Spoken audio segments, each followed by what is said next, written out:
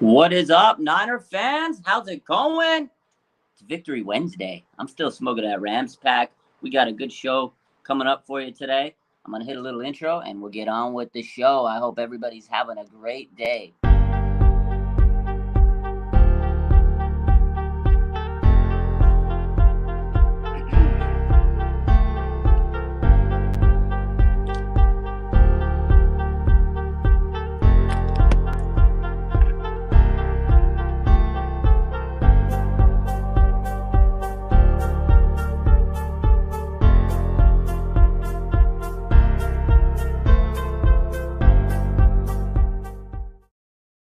Yo, what's up? Ladies and gentlemen, boys and girls, children of all ages, how's it going? A little later today. A busy day today. I got my new Talenano Hufunga t-shirt. His no fear. This is his mantra, and it means no fear in Tongan. You gotta love it. What with the green? I know it's a little different. I know it's not Niner colors, but green's my favorite color, and I don't care. I had to rock it. It's a little long sleeve. It's still a little warm for it, but we got the AC, we got the fan on, so I'm going to wear my Hufunga shirt today. I couldn't wait to get it. I've been hyped. Talenano Hufunga is amazing. We'll talk about him. What's up, Michelle? What's up, Riley? What's up, everybody? The Brown Recluse, Christy, Debbie, Eric, Tej Beats. What's up, everybody? How's it going, Faithful? What's up, Eric, man? I appreciate the support. Man, I'm excited. We got a game on Sunday against Carolina, and this is a game where I think the Niners could come out and dominate, but we'll get to that a little later and later in the week. But good news today. Reinforcements are on the way. The Niners had some really, really good news today. Jimmie Ward and Jason Verrett, they got their practice window open, and they hit the practice field today for the first time all season. You know, Jimmie Ward, he dealt with the hamstring injury since preseason, and Jason Verrett, he tore his ACL last year in week 1 against the Lions. So it's been a long road to recovery for Jason Verrett. A lot of adversity. It was nice to see Jason out there, and you know, now we have incredible depth. Like, this is crazy. This defense is already the best in the NFL. Richard Sherman today or yesterday on his podcast says this could be one of the best defenses in the NFL, like in the history. And if you look at it right now, if they keep this pace up, they're allowing like just ridiculous stats. Like, they're number one in almost every defensive stat category. They're allowing like 3.8 yards a play. It's wild how good this defense is. And now you just added Jimmie Ward and Jason Verrett, 2 Pro Bowl caliber players if they're healthy. These guys are so underrated, and they're veterans. These guys are good, man. Jason Verrett, you don't even need him to start. He could rotate in there. He could do whatever you need him to do, and they don't have to rush him. So he doesn't have to worry about getting hurt. You know, he can stay healthy, and his legs will be fresh during the tail end of the season. You know, they can ease him in, get his legs stronger, you know, let him go out there, get his feet wet, just kind of get his body back in condition because he's been rehabbing. It's a lot different from a game. And then Jimmie Ward, too. You don't have to rush him. You have Tashaun Gipson and Talenano Hufunga, who've been playing, like, out of their mind. Out of their mind. There was a tweet. Let me see. I think Jeff Deeney of PFF, he posted this stat of Hufunga, right, and Tashaun Gipson. Like, this is incredible. Real quick, I want to pull the stat up, and it just gives you a sense of like, holy smoke, man, this good. This is unbelievable defense. Like, okay, check this out. When targeted in coverage this season, okay, Talenano Hufunga and Tashaun Gipson, when you're targeting both of them in coverage, right, the safety combo of Hufunga and Gipson have combined to allow a passer rating of 0. Like, that's incredible. Like, literally 0. You pass it to these guys in coverage, you ain't getting nothing on Gipson and Hufunga. It's crazy. And Jimmie Ward's coming back. Like, Gibson's played out of his mind. Hufunga, we know he's been playing out of his mind. And now you get Jimmie Ward back, the captain of your freaking secondary. Holy shit. Like, it's incredible how good this defense is, man. Like, I don't even know. This is a good question, Sad Niners fan. What happens to Gipson? This is a legit question. I don't know. Maybe they'll do like a three safety set. Hufunga could play a little bit like a hybrid linebacker. Maybe they rotate. Maybe they don't even put Jimmie Ward in for a lot, you know, because they want to let him get his feet under him, let him kind of get a little bit more acclimated and not have to worry about getting hurt. This is a great luxury to have. Or maybe they let Gibson take a few plays off and let Jimmy Ward kind of get in there and be back to his old self. But regardless of whatever they do, this is such a great, I've never seen this 49er team under Kyle Shanahan and John, actually for a long time, have this good of a secondary, man. I'm excited. This defense is going to be just all world. It's going to help this team so much. They're going to put this team in position to win on a weekly basis. We haven't even talked about the D-line, but this is just so good to see, Jimmie Ward and Jason Verrett back out there. Yeah, and you know what? I'm just happy for Jason Verrett because this is my boy, man, my guy, dude. Like, Jason Verrett, I don't know. You guys, I know you see him out there on the field, and he's talks a lot. And, when he's in the game, he just seems like a humble guy. I've talked to him a lot behind the scenes, man, through the years as he's been on the Niners. I DM a lot, and I've always, just loved his, personality. He's always been, super cool with me. We talked during the offseason one year.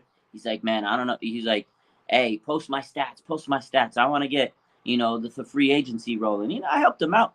And he knows, he's a player with injury risk. So he has to kind of get that hype on him. And we helped him out. And the Niners, boom, they offered him a big contract, to come back. And he was like, man, I'm so excited. And that's why it was upsetting when he got that ACL injury because he was coming off a massive year. All right, 2020 was a Pro Bowl type season. He got snubbed, whatever the case is. And then he was ready to just, go out there. And he was like, man, I've never been this healthy. I've never felt this good coming into a season. And then week one, the ACL tear. And he just battled it. He could have retired because he's been through a career full of injuries. He could have retired. He could have just said, man, you know what? I'm done with it. I can't.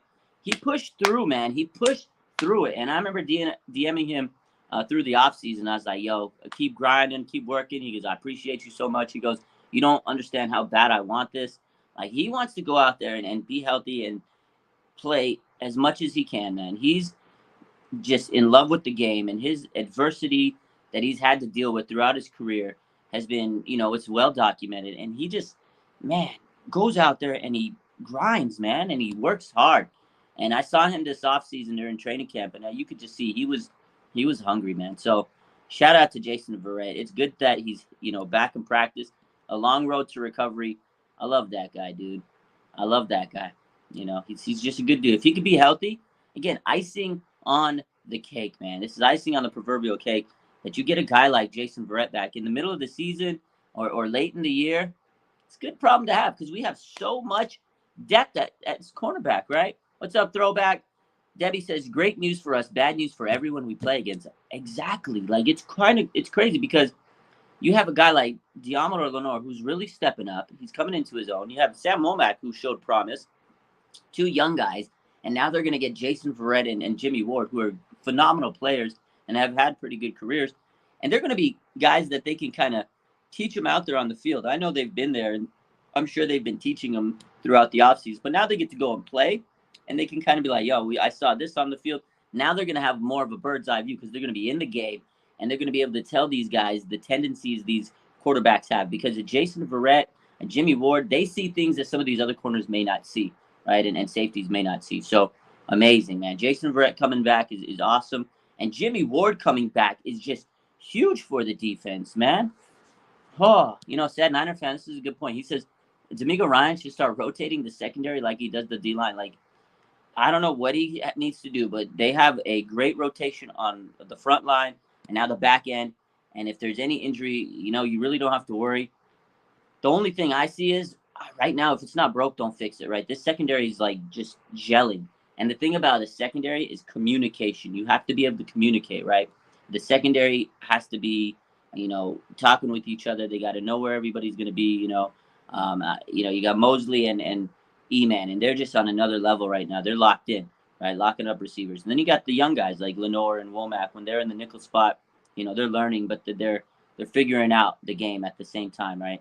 And game's slowing down for them. And then you got the safeties, right? It's crazy how good the secondary is. And it's also, you got to give credit to this D-line up front. The D-line is so good. When you have all that pressure coming up, when you have Nick Bosa getting 14 pressures, the secondary has an easy job.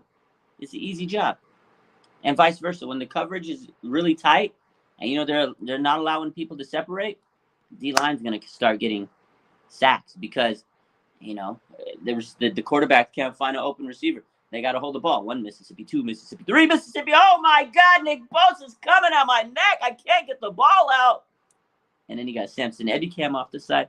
And you got everybody else that's eating. Kevin Givens. I love it. I love it. Charles Amenahu. Guys are balling, man. It's fun to see. So, yeah, bottom line, defense has been incredible. And it's only going to get better. Man. E-Man is going to get the bag this offseason. I hope we can keep him. He's been balling, man. Did you see the stat that they posted up today? God, he didn't let Cooper Kupp or Allen Robinson do anything. I'm going to pull that stat up. This was crazy to me. This is crazy to me. Emmanuel Mosley, man. He's like a quiet star. He's just very quiet. Doesn't make a lot of noise. But he goes out there and does his job. Look at this. Okay, Cooper Kupp, he played him 10 snaps. Okay, he had 4 targets. He had 3 receptions for 12 yards. It's Cooper Kupp, all-world Cooper Kupp, okay? Allen Robinson, 29 snaps. He had 4 targets on Mosley. He had 2 receptions for 7 yards. 19 yards between those two guys. Emmanuel Mosley. Fucking clamps, dude. Clamp City. He's so good. He's so good. And you know the thing is, Emmanuel Mosley was undrafted. He was undrafted, right? Undrafted gem, sad Niners fan. He said he was an undrafted gem. This is how good this team develops players. Like I know people sit there and they get mad. Oh, they don't have first-round picks. Like everybody's mad about, you know what? Everybody's mad that the Niners traded away all their first-round picks, right, to get Trey Lance, right? It doesn't matter because look how good they are with late-round picks. Undrafted stars, Azeez Al-Shakir, Emmanuel Mosley. You know, these guys were undrafted, and now they become starters on the team. Late-round picks. Dre Greenlaw, 5th-round pick. Talenano Hufunga, 5th-round pick. George Kittle, 5th-round pick. Diamador Lenore, 5th-round pick. It's crazy. Spencer Burford, 4th-round pick. And they don't have to draft players that early because they do such a good job of finding talent late, and they develop. Their development of players is phenomenal. It's crazy. Like, just can you look at those guys? Dre Greenlaw, Talenano Hufunga, George Kittle. Like, that is crazy to me. They're all 5th-round picks. You know, it's crazy. Giovanni says, Nick Bosa or Myles Garrett? Are you kidding me? Nick Bosa right now is in the prime of his career. He's healthy. He's in the best shape of his life. The guy has 30 pressures right now. He had 14 in one game. The next closest guy has 20. That's Micah Parsons, who everybody thinks is better than Bosa. Get out of here. Nick Bosa has 6 sacks. Leads the NFL. This guy is playing at a very high level. Like the best I've ever seen Nick Bosa play. And he's great every year. He's playing at the best of it he's ever played. He's healthy. You can tell he's just like feeling just like he's invincible out there. You can tell he knows he's better than everybody on the field. He's stronger than everybody. He's faster than everybody. He's just dominant. His technique is amazing. You can't stop it. He's better than any old lineman he has to face. They have no answer for him. And then the D-line around him is so good. You know, you got a guy like Omenahu who's playing really well. Samson Ebukam, Drake Jackson, the youngsters learning, you know, on the fly. You got Kevin Givens who came in and he's played good. Kerry Hyder balling on the line. These guys around Nick Bosa are so good. You have to worry about them. And Bosa's eating it up, man. He's right now. He has to get some pub for Defensive Player of the Year. And I'm not just saying it because I'm a Niner fan. I love Nick Bosa. But this guy literally needs to get Defensive Player of the Year, like, hype. The hype has to come out. He's going to eat, man.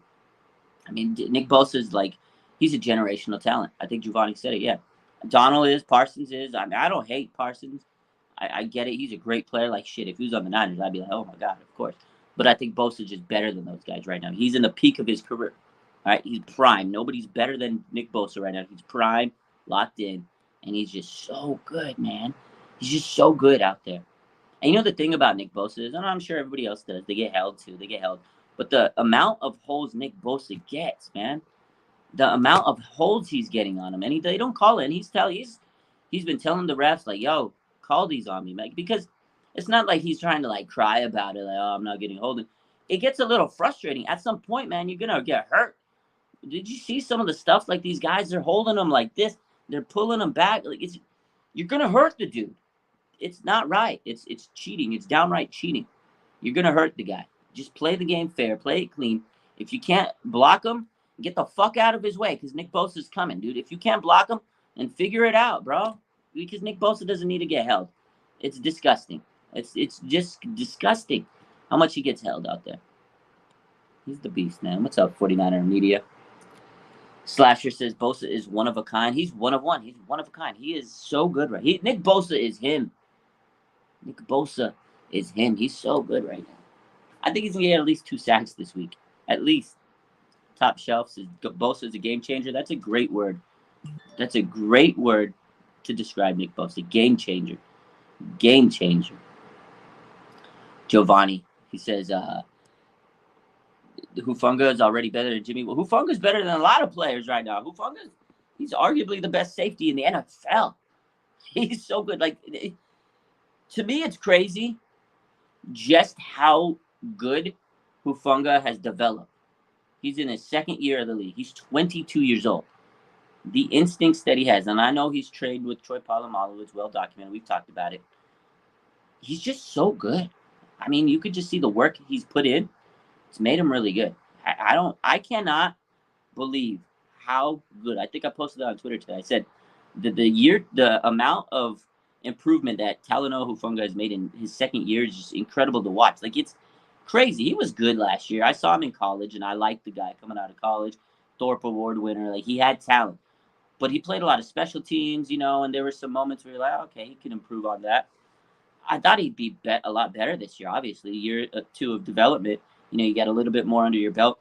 But just to see how much better he got, like, he's so good. Like, the amount of improvement that he's made from year 1 as a rookie to year 2 is outstanding. Like, I haven't seen this out of a player in I don't think ever. This is crazy. Like, he's becoming forget Pro Bowl. This guy's becoming an all-pro player in literally a year. It's crazy because he was on special teams last year. And I remember when he got drafted last year, he goes, whatever I got to do to this team to help him win. And he says, I want to be all-pro special team. He said, I want to be like all-pro, Pro Bowl special team. Who says that in your rookie year? That's the mentality he has. That's the mentality Hufunga has. And, man, look at this guy. He might be an all-pro safety this year. God, man, a 5th-round steal. You're right, throwback. Sad Niner fan. He's getting better every game. Every game, dude. Every game, dude. Giovanni says, big shout-out to our drafting. Yeah, 100%. That's what we talked about early when we started is everybody got upset that they traded all these draft picks for Trey Lance. And if you really look at the team, the Niners, I know that's probably why they said, fuck it, fuck these draft picks, right? Like the Rams, F these draft picks. The Niners probably said, F these draft picks because we know we're going to have a slew of 5th-round picks and undrafted play. And that's where the Niners get their home runs at. That's where they do. It's a homegrown talent. It's a what's the word in baseball? Farm system, right? A farm system. And that's what the Niners have. They have a farm system to get these untapped players. Nobody has them on their radar. The Niners, they scout like crazy because Adam Peters is phenomenal. They go out there and like, oh, that's the guy. Let's go get him. Let's go Boch. They'll go get freaking Talanoa Hufunga in the 5th round when everybody's passing on him. They'll go get Dre Greenlaw in the 5th round when everybody's passing on him. And then they'll become stars, household names. That's crazy. So crazy, man. 49ers throwback says, and I wanted to talk about this guy. You're absolutely right, throwback. Banks has been doing good. Yo, we need to give Aaron Banks, not just his flowers, a bouquet. We need to give Aaron Banks a bouquet, man. Send this man to the flower parlor, okay? Because Aaron Banks has been the best offensive lineman on this team throughout 4 weeks. Okay? This is crazy. I'm going to pull up some stats because I saw a lot of people posting about Aaron Banks today, and I was like, damn, he's good, dude. And if you watch that game, I was rewatching. I finally got the film from NFL Plus because they make you wait like a day or two. So I was rewatching the film like last night before bed. I was watching the 22 film cut-ups. And there was a lot of reps where Aaron Banks was just standing out. The touchdown with Deebo, oh my God, right? That held his block. Aaron Banks comes up. He tries to spin. Aaron Donald tries to spin on Aaron Banks. And you just see Banks hold him up like, where are you going, bro? And he pushed him off the line. I was like, damn, Aaron Banks went mano a mano with Aaron Donald, and he held his ground, dude. It was great to see. Yo, Aaron Banks, man, second-round pick. He's got a lot of pressure on him, right? Because we all know he got, he was the second-round pick. They passed up on a lot of players there. Laken Tomlinson, right? Laken Tomlinson's gone. But holy dope, dude. This guy, look at this. This is from Coach Yak on Twitter. This was the tweet of the day. Through 4 games, Aaron Banks has yet to give up a sack. No sacks in 4 games. That's amazing. And he's yet to allow anyone to hit his quarterback. No QB hits. No QB hits. No sacks allowed in 21 pass blocking opportunities. 121. So did I say 21? 121. Sorry. 121 blocking opportunities. 121. He has 0 sacks allowed and 0 QB hits allowed. Holy crap, dude. My man Locksmith, what's good? He says Aaron Banks, product of Richmond, California. Shout out, Richmond, California. What's up, man? Anthony says, I just got here, so I don't know what you've talked about, but we need to get Aiyuk the ball more. I feel like he gets a few targets early, and then Jimmie forgets about him. We will talk about Aiyuk. That's a good comment. I want to talk about a little bit more about my boy Aaron Banks, because I owe him a lot. As if you know me. Man, you know what happened, the story, right? Me and Aaron Banks' dad, the fallout. Yo, he was right. Sati says his dad was right all along. 100% Aaron Banks' dad knew it all along. And I know it's only a short sample size. It's only 4 games. But, God, he's playing at an incredible pace right now. So, shout out. He's exceeding my expectations, dude. He's improving every day. Literally every day. This is another tweet. I'm going to do one more, and we're done. Okay, it's just from Brian Rennick on 49er Web Zone. He posted this today. Aaron Banks appreciation tweet, right? Phenomenal. 128 pass block snaps. So through the season, 4 games, 128 pass block snaps, and he said the same thing. 0 sacks allowed, 0 penalties, 0 QB hits, which we talked about, 0 QB hits, only 6 pressures. He's the 15th ranked guard in NFL. How is he not like top 5? It's ridiculous. But 0 penalties for an offensive lineman, for not allowing any sacks, for not allowing any hits. He's only given up 4 pressures. No penalties. The guy's playing phenomenal. That's crazy. On the O-line for a second-year player to not give up any penalties, the guy's playing as clean as you can get, man. He's playing as clean as laundry. Yo, shout out Aaron Banks, man.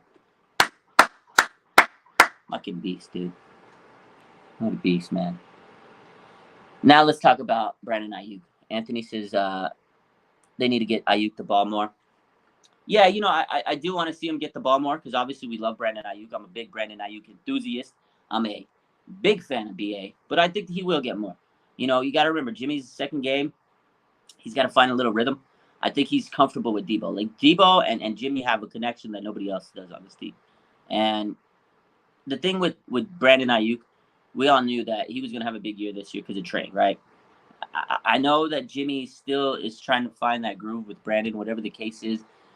They kind of hit, like, he hits them on certain routes, and you're like, damn, there you go, okay. Let's keep getting the ball to Deebo or Aiyuk. But the thing is, and I've said this before, I feel like Jimmie's kind of that first read guy. Not always. He doesn't always go to the first read. But Deebo is typically that first read because it's the easy dump-off pass. It's that slant route. It's the little short screen play, And Deebo's the key to this offense. I've said it many times. He is the straw that stirs the drink, right? Deebo Samuel. He's the key to the offense. So you got to look for Deebo. And what Deebo can do after the ball is in his hands, nobody else can do it. And it's no knock to Brandon Aiyuk or Kittle or anybody. It's just I think Jimmie knows. He's like, dude, if I get the ball to Deebo, good things happen. Obviously, good things happen when Brandon Aiyuk gets the ball.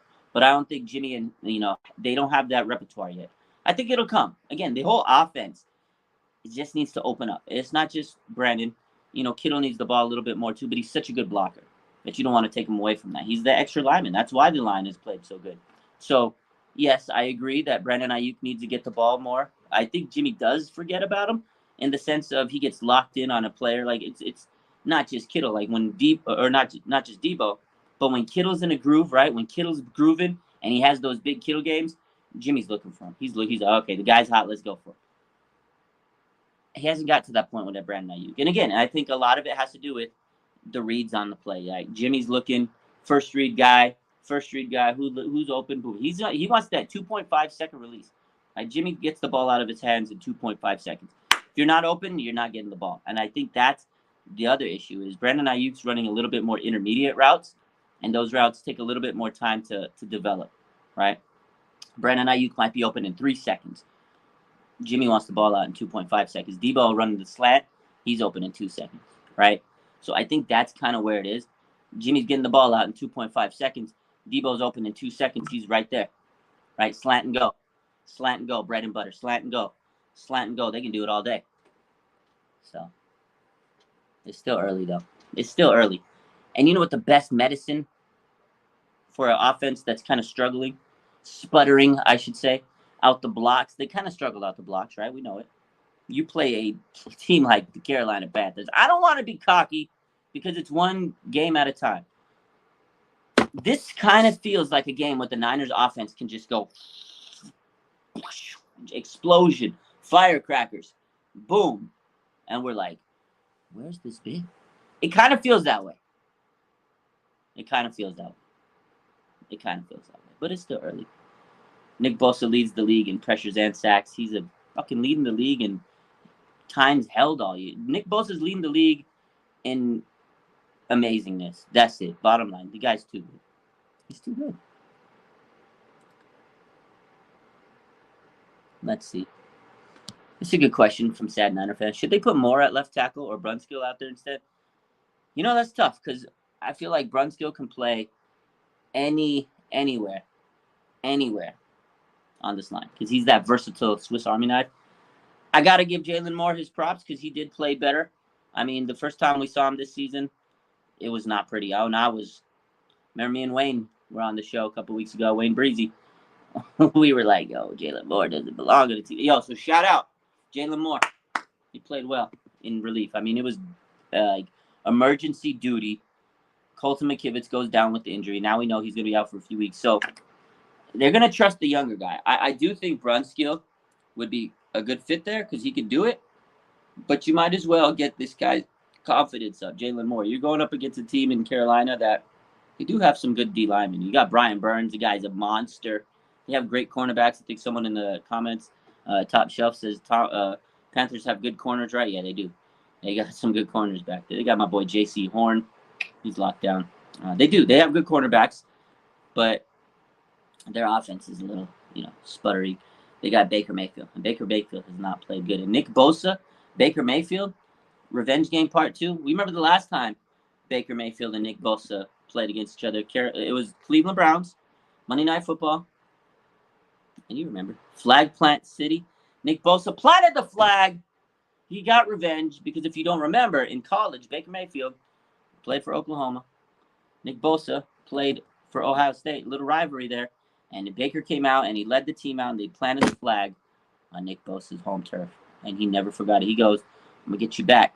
So after he sacked Baker, plants the flag, and he does this flag he plants the flag, a little celebration after he sacked him. And at the end of the game, he takes the Niner flag and he waves it around in triumph. That was amazing. So back to the whole point is that Niners might blow the brakes off this game. So that was good stuff. But going back to it, to what you were saying, all the way back to the whole point, rewind, blah, blah. Should Jalen Moore not play left tackle? I want to see him play because Carolina is a team that I think we could build confidence in the young guy. I like Brunskill at guard. Honestly, I think Brunskill's best position is playing guard.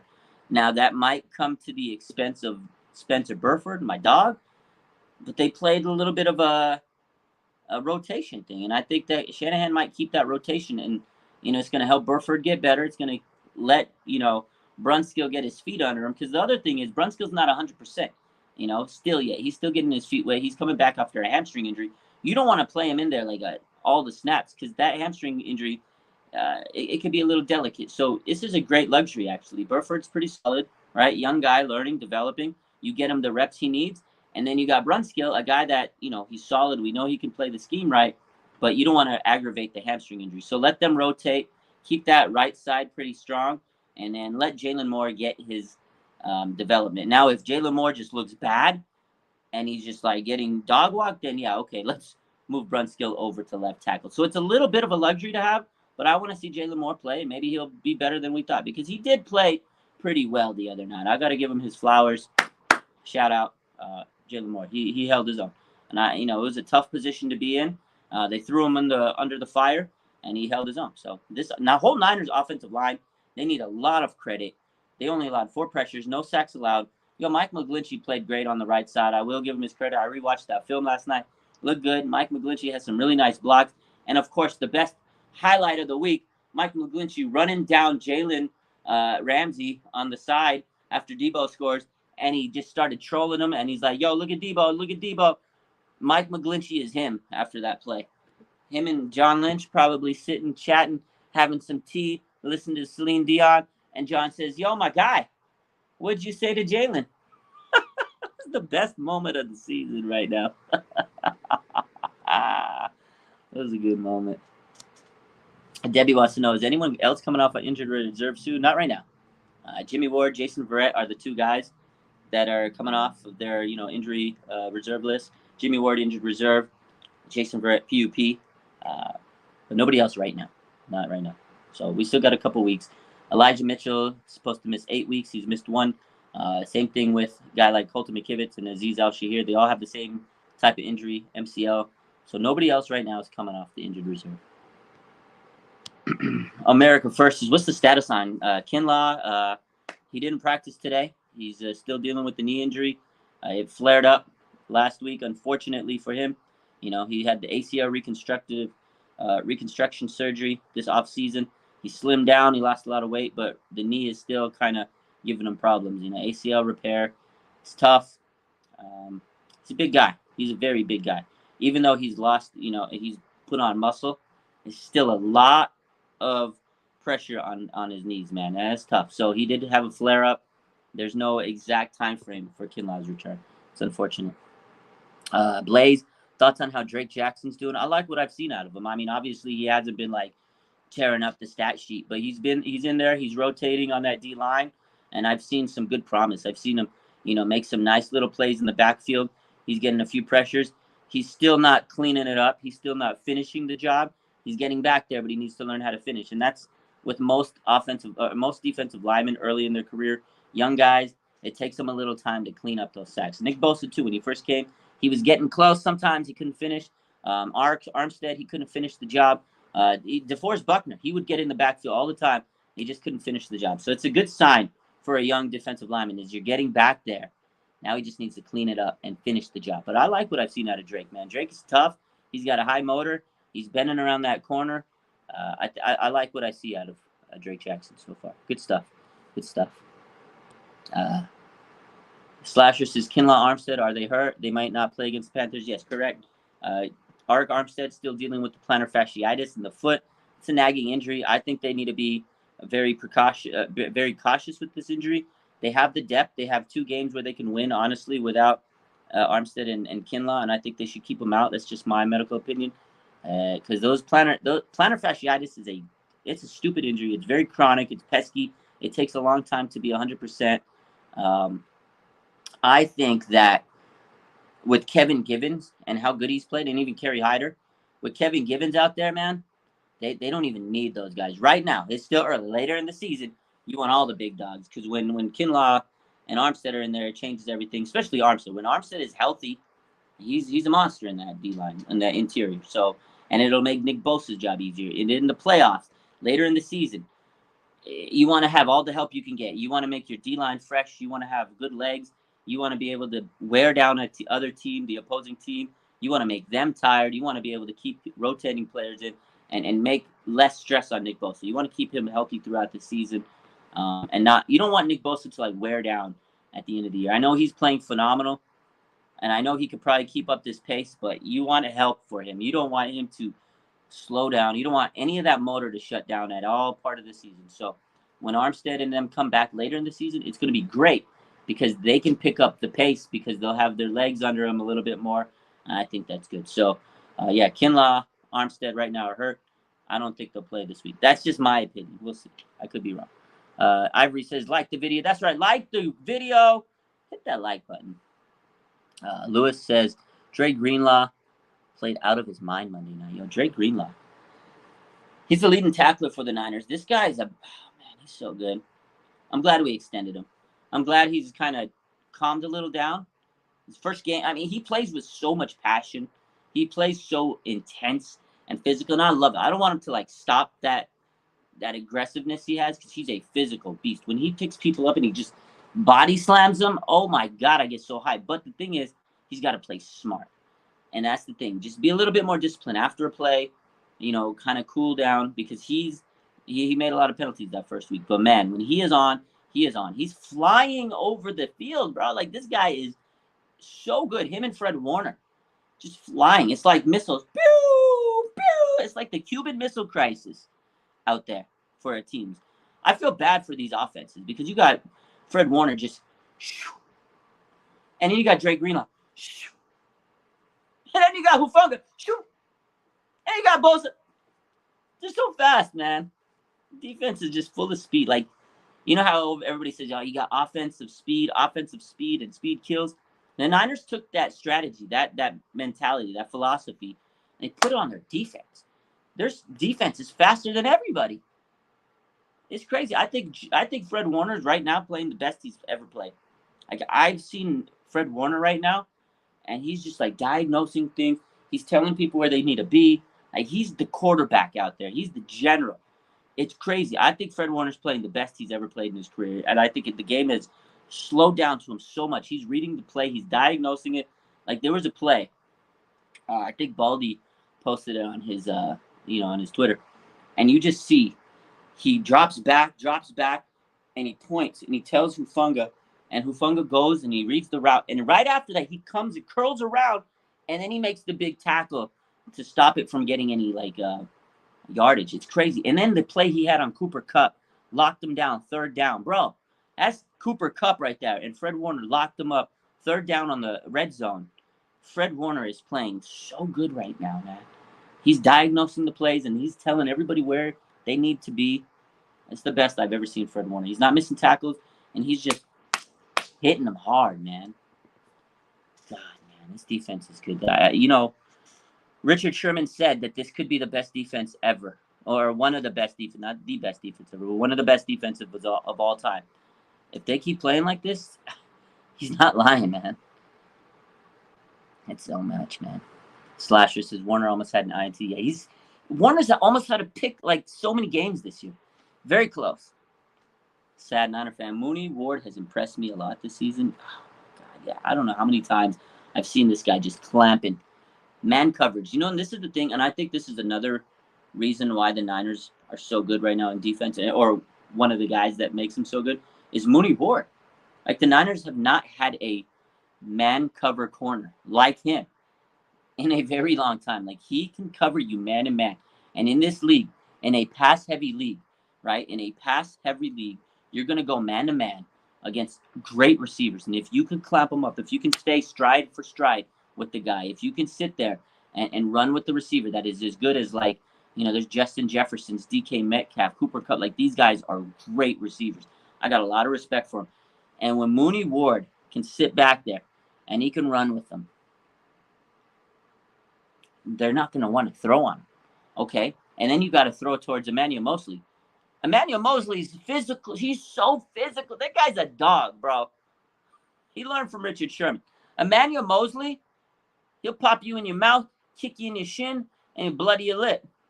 Emmanuel Mosley's like the Deebo Samuel of our defense. I don't think people realize how physical Manny is. Like, you watch him on the line, he's always trying to get his hand checked on him. He's always trying to, like, bully the guy after the pass. He's just like, he throws him down. He's very aggressive.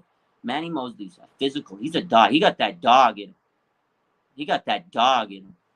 So why would you want to throw to Manny Mosley? Because your receivers are like, I don't want to throw it if Manny's like. Can you imagine being a receiver and you're getting hit like that? You're getting hit like that. You don't want to go up against that guy. Okay, let's try Charvarius Ward. Nope, clamps. Okay, let's try to throw it towards Diamond Lenore. He's playing pretty good. And then you go like, all right, let's just try to attack the safeties. No fly zone. It's so good, man. He's so good. Whew. Giovanni says, I heard trading Robert Woods for a 6th-round pick and signing Allen Robinson might be the biggest. I mean, you saw it. You've seen it. What has Allen Robinson done? What is it? What has he done? He got clamped up so bad against the Niners. And not just the Niners. Let's see, Allen Robinson. What has he done? Let's pull up his stats, shall we? Allen Robinson. He's not him, that's for sure. Let's see, what have we done? Allen Robinson against the Niners, 2 catches for 7 yards. No touchdowns. Let's see. Allen Robinson against Arizona, 2 catches for 23 yards, 0 touchdowns. Okay. Allen Robinson's against Atlanta, 4 catches for 53 yards with 1 touchdown. Okay. Allen Robinson's against Buffalo, 1 catch for 12 yards, 0 touchdowns. This season, through 4 games, 9 catches, 95 yards, 1 touchdown. So bad. He didn't even do anything last year with Chicago. I know they were a horrible team, but 38 catches, 410 yards, I wouldn't have picked him up. 1 touchdown. 2020, yes, he had a great year. He's had 2 good years in a row, but other than that, nothing. That was a mistake. And I think the year he had a great year was a contract year. Yeah. So, it was a contract year, I believe. He was good early in his career back in Jacksonville. But I'll tell you what, man, after so many years being in the league, you lose a step or 2 or 3. The guy's washed up, bottom line. 9 catches, 95 yards this year. I'll tell you what, man, the Rams, I bet you they wish they still had Robert Woods. I bet you they wish they still had OBJ. The Rams' offense is not as explosive as we thought. Akers, he's coming off an Achilles injury. Akers is not that great. He's not an explosive running back. And the other thing is they rushed him last year. They tried to bring him back early. That might have affected him. Cooper Kupp is great. But if he's the only guy you're throwing to, you're not going to beat teams in the playoffs because they know they can eliminate that guy eventually. If that's the only guy that you're throwing to, you got to make Allen Robinson beat. Make Allen Robinson beat me. He ain't beating anything. He ain't beating nothing. If Allen Robinson can beat you, we're gonna let you have these small little dinker dunker passes to Cooper Kupp. Have it. So, Robert Woods was good with the Rams. I think he had an injury, right, towards ACL. So I'm telling you, man. Ramsey still thinks he's him. I gotta give Ramsey. You're gonna hate me for this one. I'll give him his credit because yesterday, I saw his podcast. Check it out. He was unfiltered after the game. I mean, he could have been crying. He gave the Niners a lot of credit. He gave them a lot of praise. He was not a sore loser. Although on social media, it was a different story. Him and Deebo, the tweets back, that was fun, man. That was fun. But on his unfiltered podcast, he did give the Niners a box of flowers, a box of chocolates. He was hyping them up. He said this defense is amazing, and he gave him a lot of credit. So I will shout out Jalen Ramsey. Thank you for knowing that the Niners dog walked you. Because he knows if he would have said anything other than that, if he would have said anything negative, your boy would have clipped it, and we would have had the receipt. So he's smart. He's smart. We play him in 3 weeks. So Lewis says, I love the team effort up and down the roster. Gibbons, Hassan Ridgeway, Juszczyk, Aiyuk, fun to watch. This team, the depth is incredible. I love it. I do too. I love this team. The defense is crazy. The depth is crazy. And I think eventually this offense is going to break out of its funk. They slowly did. That play from Jeff Wilson Jr., good blocks. Run game looked good. And if you watch that game again, Aaron Donald wasn't in that play. They took their chance. I was watching Pat McAfee. They showed the highlight again, and I didn't catch that at first. Aaron Donald wasn't there. They took their shot, man. That was a home run run right there. It was an amazing play. And then Deebo, man. Deebo, he wakes up for big games. Big-time players make big-time plays in the spotlight. On Monday Night Football, it's like, I remember I used to watch Jerry Rice when I was a kid, and in big games, he showed up all the time. But in big games, the guy showed up. Randy Moss, I remember watching Monday Night Football back in the day. And God, man, Randy Moss. When I first started like fantasy sports and stuff back in the day, man, Randy Moss was my favorite fantasy player back in those days. Him and LaDainian Tomlinson, those guys carried me. But Randy Moss, man, Monday Night Football, you knew. I don't care who he was playing against. I don't care what cornerback he was lined up against. You knew he was going out there Monday Night Football to put a show. 2 touchdowns, 3 touchdowns, whatever. 100 yards. He would go out there and dominate. And that's what Deebo Samuel does on big games. Big games, your big name players need to show up and show they're a superstar. And Deebo does it, man. Big games, Deebo Samuel is him. And that is what makes a superstar in this league. That is what separates a superstar from just a good player. Because good players, they show up, they make big stats, whatever. But when the prime time spotlight is on them, when the bright lights are there, when they have the best players lined up against them, superstar players make the big plays that good players don't make. Fucking Deebo Samuel, man. Such a good player. I love watching him. He's so fun to watch, man. And I know this whole offseason was crazy for him, and it was probably stressful, and it was stressful for the fan base. But I am so happy that they figured it out. I'm so happy that they got that contract done. Because he's important. Because I don't know where this offense would be without Deebo. I just don't know where it'd be. It's been struggling. Obviously, it's still 4 games early, and I think they're going to open it up and get better. But this offense would be lost without Deebo. He's so good. And I remember everybody was like, trade Deebo, trade Deebo. Who are you going to get that replaces what Deebo can do on this offense? I just didn't get it. I just didn't get everybody that wanted to trade Deebo. Because he's not going to be replaceable. In this offense, there's nobody that can do what Deebo Samuel can do. He's not even going to do that on any other team. He's not going to reproduce what he does on another team. They'll try. But this is the perfect team for Deebo, man. And I'm happy that we re-signed him this offseason or extended him. And everything worked out because this guy's so important to this team. I love Deebo, man. It's my dog for life.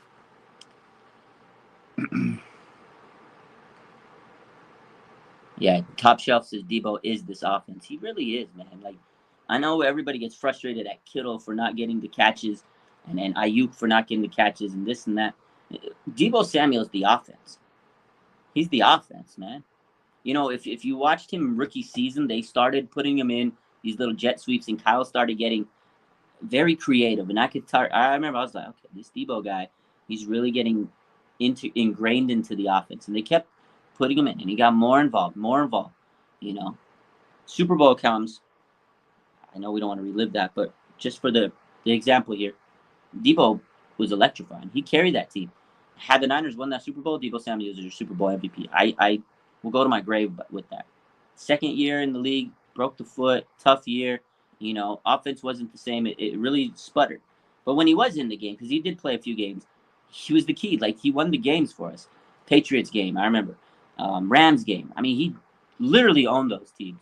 And a few other games he played. He was the most important part of the team. But, a lot of injuries, and it just limited his season. Last year, boom, breakout season. He was fully healthy, trained so good. He put himself in position to be healthy, and he won that contract, and he balled out. And they built this offense around him. And now you just see how important he's ingrained into this offensive attack. He's the most important part. Like last year in the NFC Championship game, Deebo was the key. They neutralized them, whatever you want to say. Whether you want to say the Rams neutralized them, whether you want to say Kyle Shanahan forgot he existed, whether he was hurt, whatever the case was.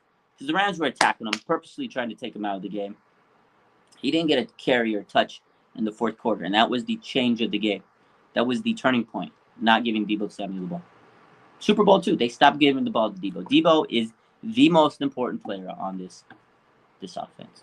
And I'm so happy he's on this team. Right? My top 5 quarterbacks in the NFL, we'll get to that. Looking back, do you think Kittle should have been traded? No, man. No, everybody wants to trade Kittle. Everybody's so upset at Kittle's usage. Shanahan talked about it today, and he says he's not worried. He knows that he's important, and he's going to get him going, and there's no issue. Kittle's okay with being a blocker. You also got to realize, too, Kittle's coming off an injury, and if he overworks himself right now, he is at risk to get hurt because the way he plays is so physical. And not only that, You want to save. You want Kittle to be healthy and fresh down the stretch. I think a lot of the usage of some of these players right now early on is because you're just trying to get out of the neck of the woods healthy. You don't want to hurt these guys because bulk of the season towards the end of the year, big games at the end, playoffs. You want your core guys healthy, and they want to step up at that time. Now, I'm not saying they're not going to use Kittle, but he's so important for this team. Running game, blocking. Like, you take away Kittle, this team's not the same. And Kittle's just as important as Deebo. And I sat here and said Deebo's the offense. He's the key to this offense, and he is. But George Kittle is key number 2, right? He's key number 2. Because of the fact of the matter of he blocks. He's an extra lineman. He's like a 6th lineman out there, man. He blocks so good. When he's out there, some of the touchdowns that happen are because of him. Like, if you go back to the Deebo play, right? Yesterday, the touchdown Deebo had. I mean, George Kittle had some massive blocks out there. Just massive. Now, I know blocking is a high-risk activity for a guy like Kittle, and he can get hurt, any player.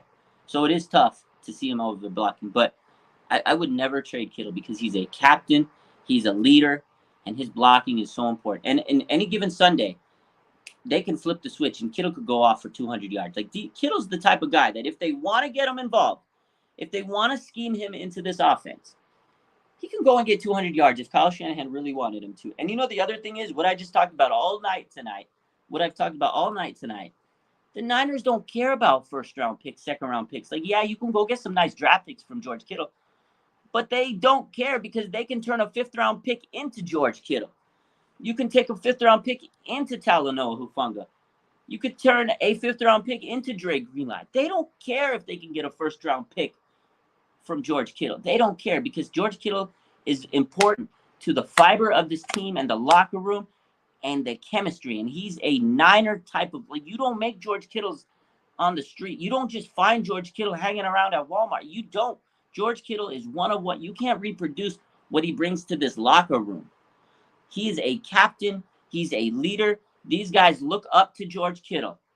You can't reproduce that. Yes, oh, cool, we'll get a 1st-round pick. The Niners don't care about your 1st-round pick. George Kittle was a 5th-round pick. They don't give a shit about it. F those picks. Don't trade them. If they really want to use Kittle in the passing game, they will. And he'll dominate. That's just how the scheme goes. Michelle, yes, Kittle blocks, and we need him because Trent Williams is missing. 100%. I rest my case. Blaze says Bosa going to get paid this offseason. Oh, my.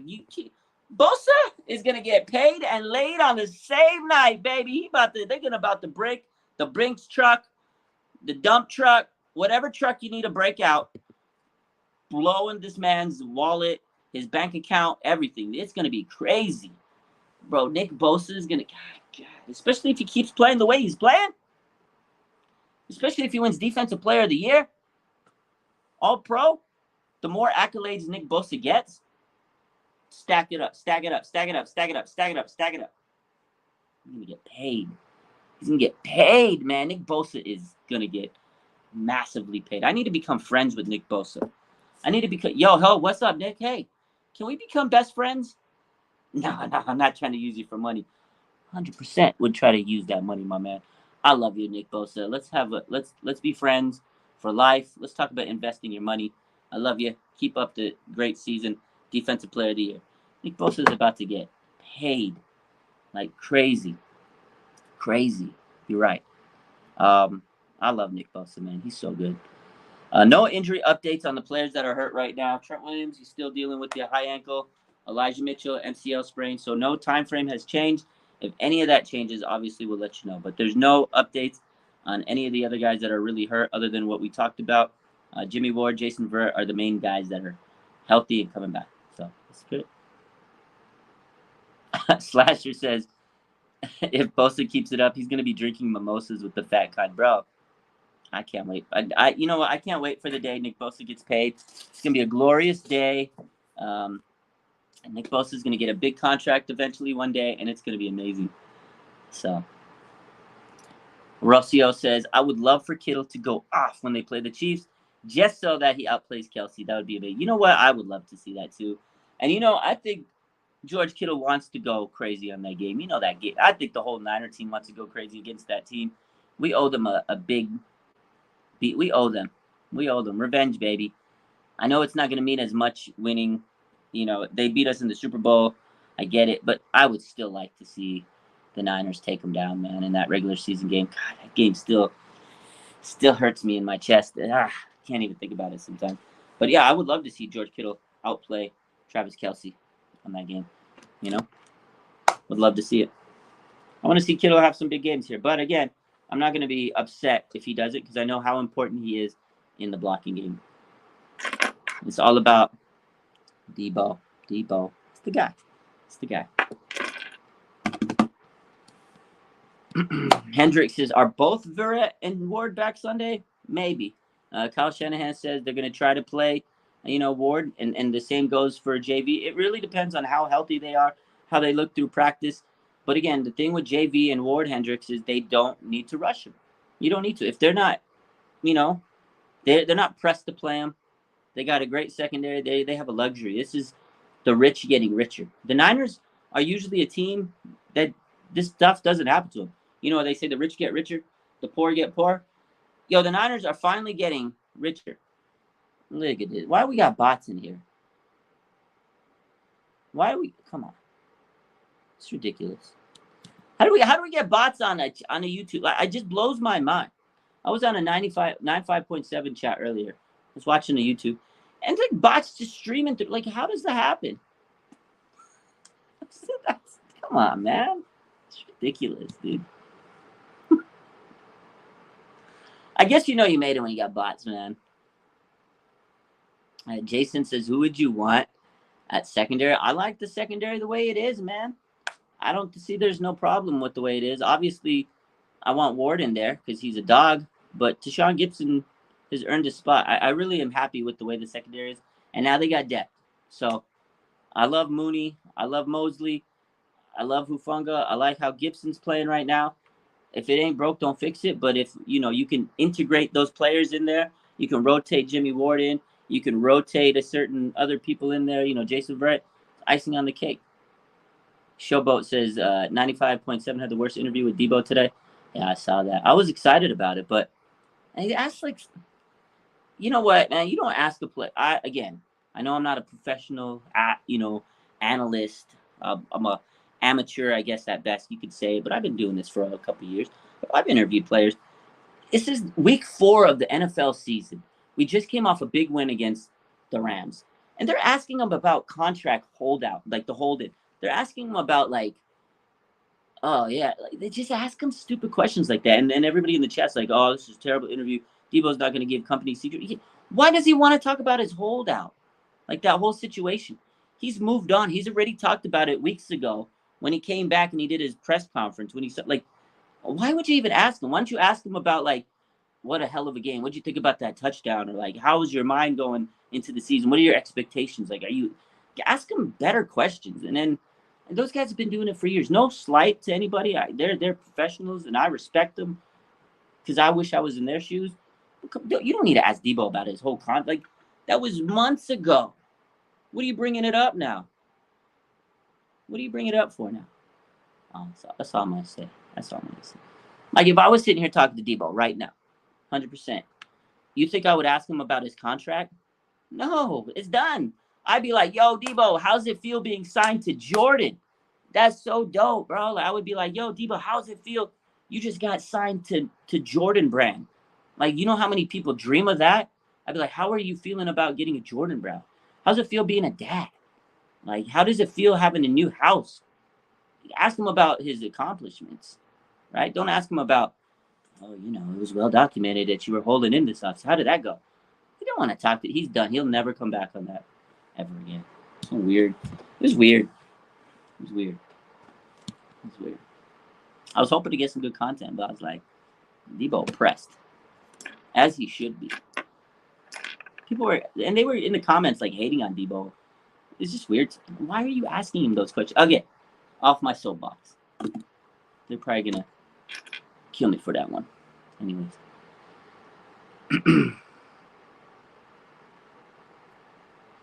People acting like they're the ones paying Deebo. You know what I mean? Of course. That's people get so crazy. My man 49ers Ross is listening to you at the gym. Yo, shout out to you, man. Appreciate it. You know, I gotta say this real quick before, we end the stream. It's been an hour. I just want to say, like, I know I say this a lot, but I want to say thank you to everybody that supports the channel. I know there's a lot of content creators. I know there's a lot of people that cover the Niners.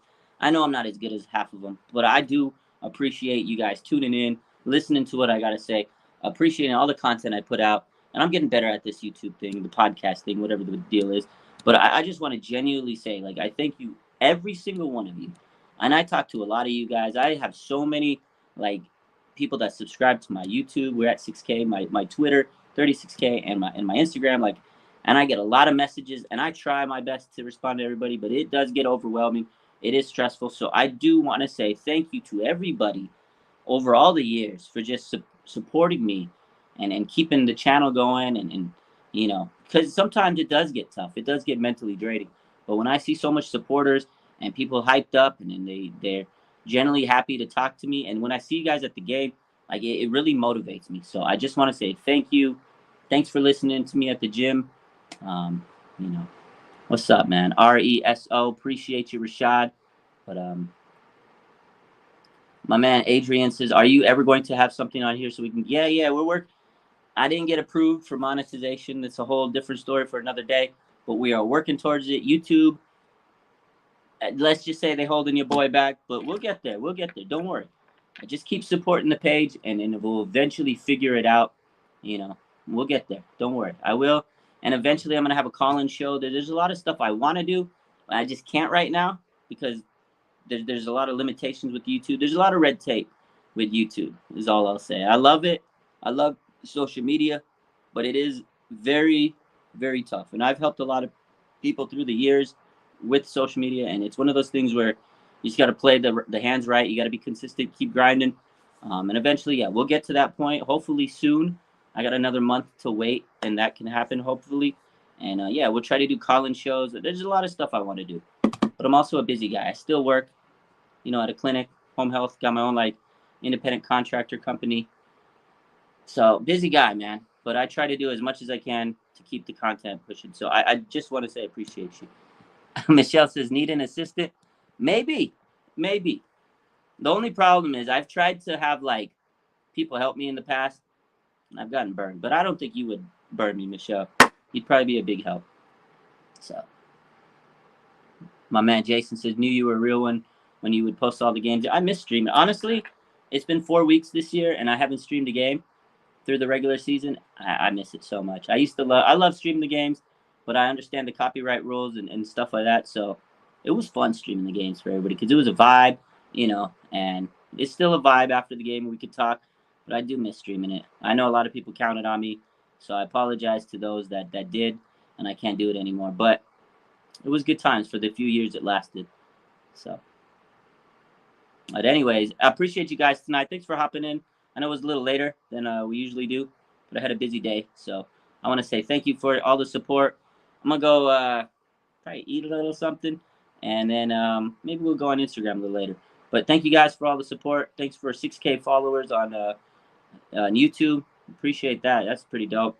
And, let's hope the Niners continue to keep it rolling. Let's continue to keep it rolling. And, I don't know. Let's hope we get a dub this week because winning, it cures a lot. Last week everybody's grumbling, bumbling, and stumbling, and now we're hyped up. I think also the difference is don't tell Smitty I said this. I don't see Smitty. Don't tell Smitty I said this. I feel like when Smitty's not in here, kind of a bad influence. He's kind of a negative influence. I feel like it's a little bit more of a toxic chat when Smitty's in here. Don't tell him I said that. He's going to kill me for that. But I low-key feel like when he's in here, he gets a little negative vibe. I try to keep it positive as much as I can. I know I get a little frustrated, but when Smitty comes out and he's on there, he brings out my bad side. I will say that. I love Smitty, though. That's my dog for life. But I can see a difference. That's all I'm going to say. But anyways, y'all have a good night. Nia says she misses me reacting in the background. Yeah, that was my favorite. Yo, I get hyped up when I watch these games. And on my lives, there was no filter, man. I would just go crazy. So, RE says, why don't you have a blue check mark on IG? I don't know. Ask them. Ask those idiots. I love them, though. Slasher says, you streaming the game was a big help for me. I couldn't afford the NFL package. I appreciate it. Yeah, I know it was. I know it helped a lot of people, but unfortunately, I can't do it anymore. Especially if I want to keep growing in the field and YouTube and everything, content, copyright stuff. They take it seriously. So, chlorine smoothies. Remember those days?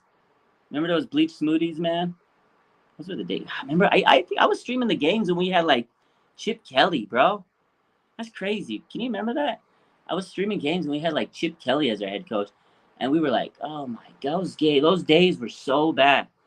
Those were so bad, man. Oh God."